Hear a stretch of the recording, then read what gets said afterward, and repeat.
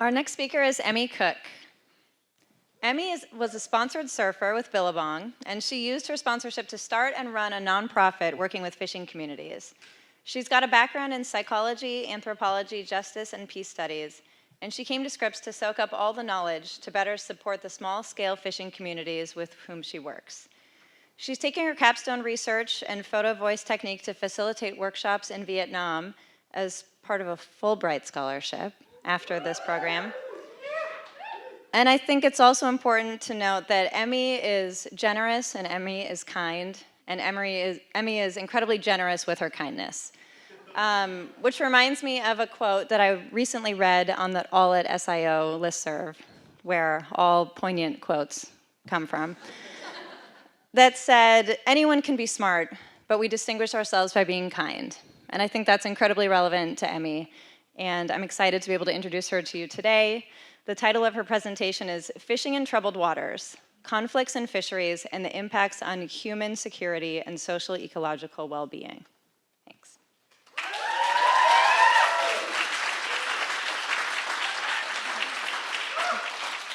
Thank you, Samantha. Well, my capstone is on fisheries conflicts, and so I'll start with a video that I made highlighting a conflict that fishermen are experiencing off the coast of Peru.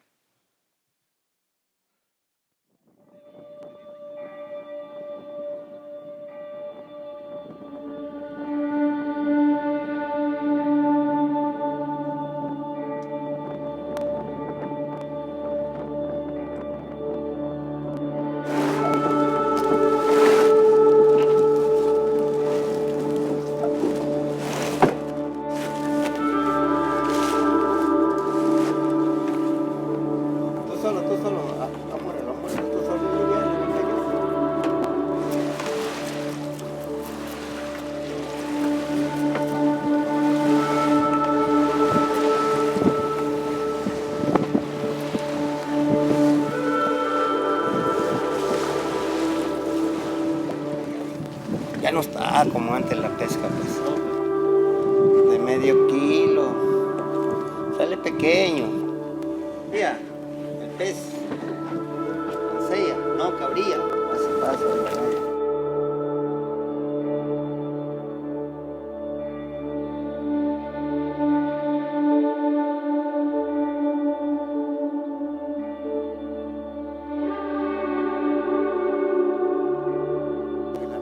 A diario, todos los días, a pesar de que hay leyes que ya no pueden entrar aquí dentro de las 5 millas.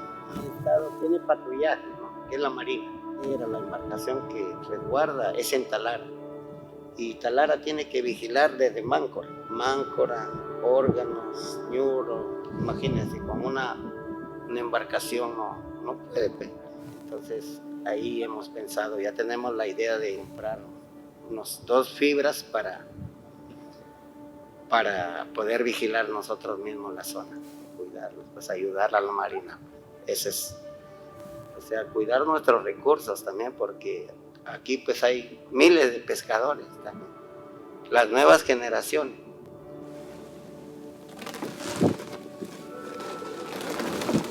El problema de los piratas es que acá en el norte muchos se meten, y mayormente son ecuatorianos. Embarcaciones así peruanas que se abren a buscar el atún. Cuando encuentran el atún, lo cercan, están pescando y llegan los piratas, pero llegan con armas. Se suben a la embarcación, le roban los equipos de navegación, los dejan incomunicados, y si se resisten, los matan algunos.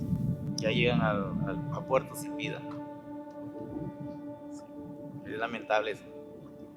No, y antes no había esa situación de los piratas, no había, pues uno pescaba tranquilo. La pesca, como bien se viene tampoco, ya pues casi no encuentran peces. ¿Qué hacemos? Esa es la pregunta. De repente su opción de ellos es vamos a robar, que es lo más fácil, ¿no? Mi hermano fue en el grupo de 25 embarcaciones, mire, fueron asaltadas. Y ahí hubieron una muerte, sí, mataron uno en Tranca, pues, ¿no? Y después también ha ocurrido igualito, o sea, ya es un poco que se ha levantado algo fuerte esa delincuencia en el mar.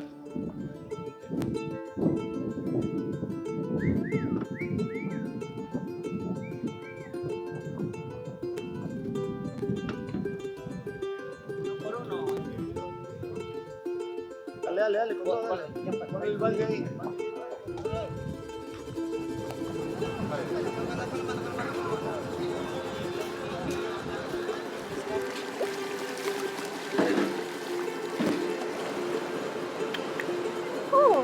Lo primero que hacemos es mocharle su herramienta de pesca, pues, que es el boliche. Lo mochamos y ahí empieza la bronca.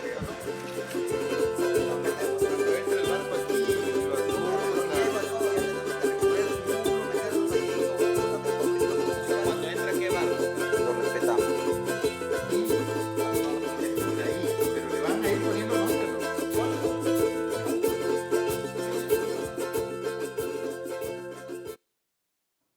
Every month, Ecuadorian pirates assault at least 2 Peruvian fishing boats off the northern coast. In the past 15 years, pirates have murdered over 50 fishermen. Yet the only reports you'll find documenting this threat are in a couple newspaper articles. A fisherman once told me, "We are the endangered species that no one is talking about." There's a strong connection between fisheries and conflict, and one that often goes unrecognized. Did you know that in Somalia, the pirate gangs that first emerged in the 1990s originally sought to protect against foreign fishing trawlers? As global fish stocks decline, conflicts involving fish-dependent stakeholders are on the rise and often have far-reaching consequences, fueled in part by a desperation to secure cash and calories in the face of climate change, population growth, and environmental degradation. Fish is a staple source of protein for over 3 billion people around the world. That's the population of China, India, and Brazil combined. Fisheries also support over 500 million livelihoods. Imagine the entire population of North America. My capstone focuses on the reciprocal relationship between social-ecological well-being and fisheries. My goal was to increase, first of all, my own understanding of fisheries conflicts, and through that process, make a contribution to the collective knowledge so that we might better mitigate against human insecurity in fish-dependent communities. In the video you just watched, I highlight one community-based approach I took towards this goal. In our ocean law and policy class, we learned how community mapping served as an instrumental tool in the development of California's MPA network. It allowed stakeholders to map out their interests and facilitated rich discussions. So through my nonprofit, we facilitated 5 mapping workshops in 5 fishing villages along Peru's northern coast, focused on critical habitat and conflicts. Using GIS tools, we're now transforming those maps into analyzable data. Through partnerships, we're working to spotlight this conflict and advocate for stronger protective measures for fishermen and Peru's marine environment.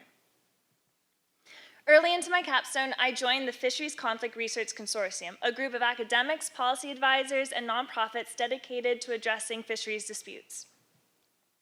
I took on a project to build a story map, daylighting these conflicts, submitted as case studies by researchers and shared in an interactive way. From conflicts between artisanal fishermen and tourists in Bangladesh, to disputes over fishing grounds and marine parks in Brazil, and even how Arab coalition forces target Yemeni fishing boats in the Red Sea, literally blowing them out of the water. One thing I'm especially proud of is that the majority of these case studies were submitted by researchers from those countries, the newest members of the consortium, representing its representation. Researchers also defined key drivers of each conflict. The most widely indicated was weak governance, followed by an increase in fishing pressure. When we received more case studies, we're able to make stronger inferences about what makes a fishery more conflict-prone. Now, in my climate change and global health class, I learned of another kind of community-based research tool called Photo Voice. This is a participatory approach in which local stakeholders document and deconstruct problems they face through their own images. I thought it could be a great idea to pick one of the case studies and go facilitate a Photo Voice workshop to see conflict from the perspective of those who actually experience it. So I pitched the idea to my capstone chair, Dr. Sarah Glasser at Secure Fisheries, and she recommended I go to Lake Victoria. At first I thought, man, Canada is going to be really cold this time of year. However, as you can see, Lake Victoria is nowhere near Canada, but rather a literal shared resource pool between Uganda, Kenya, and Tanzania. So I immediately sought out any information I could find about Africa's largest lake, including in my sustainable seafood class. One researcher wrote me back, Lake Victoria is an eternal soap opera with shifting heroes, villains, and storylines, from invasive species, eutrophication, climate change, overfishing, underfishing, co-management, no management, military enforcement, poverty, riches, mafia, prostitution, gambling, fortune seekers, and conflicts. Everything's there and nothing's predictable. Safe travels. So in partnership with Kenya Marine Fisheries Institute, I facilitated a week-long photo voice workshop for 7 fishermen and 3 fishmongers. Participants first documented their fishing activities, ranging from the processing of fish to children involved in illegal beach singing in a breeding ground, to the sale of Nile perch swim bladder. When I inquired further about this, fishermen asked me how close California was to the Gulf of California, and if I knew the going rate of Tortuaba swim bladder, in which I replied that that was not the kind of research I was involved in. Next, community members photographed how these activities have changed over time. For example, an increase in pollution and algal blooms to an increase in the number of fishermen. Then we looked at what changes have become challenges prone to conflict. For example, fishermen being arrested for using mosquito nets to catch juvenile Nile perch, to violence that occurs in the Jiboya system where women exchange sex for fish, to conflicts that occur between communities which are mitigated by Maasai warriors.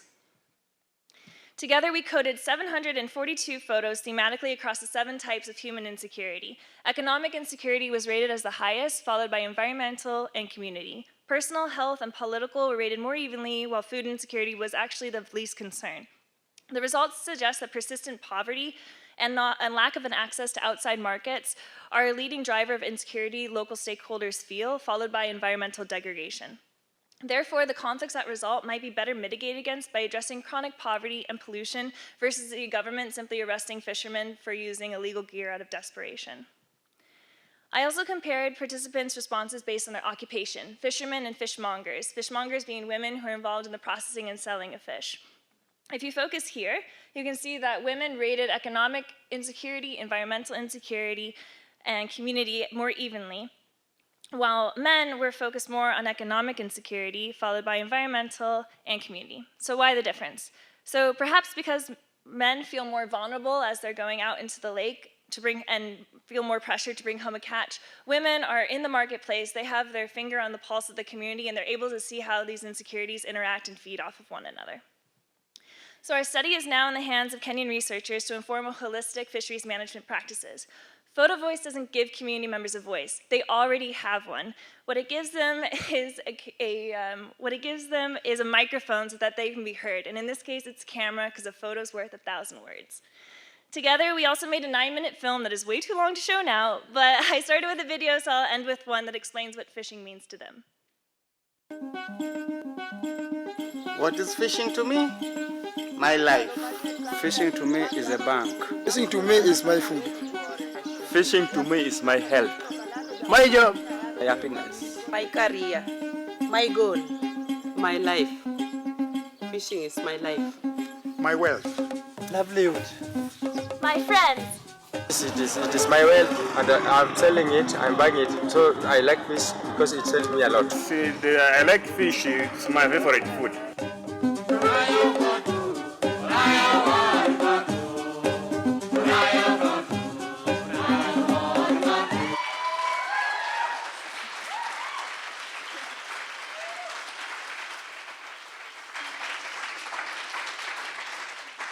I have so many people to thank, and there's not enough time. I need another 12 minutes, but I just want to thank my entire cohort. I love you guys so much, and Samantha and Risa, who have put the rad in grad school, my amazing capstone committee, my people outside my capstone committee who have helped me so much, including PhD mentors and whatnot, and my family for making this year possible, and my amazing partner for having my back this whole year. Gracias para todos.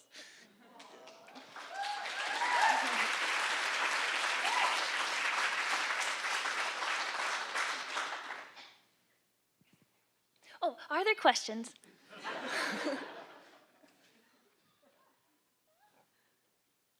Yes, Amy.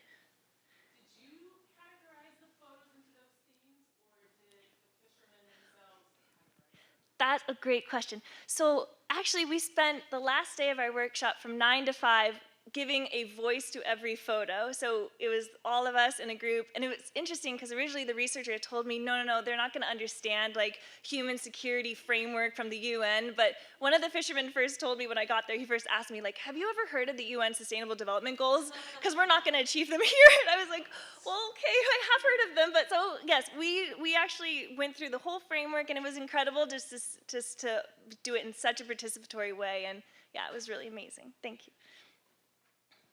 Yeah, Rodrigo. In that conflicts that you show, any of them, the government, the local government, or like the federal government took part or some voice in these, or it was just more like a struggle between the fishermen and the pirates and.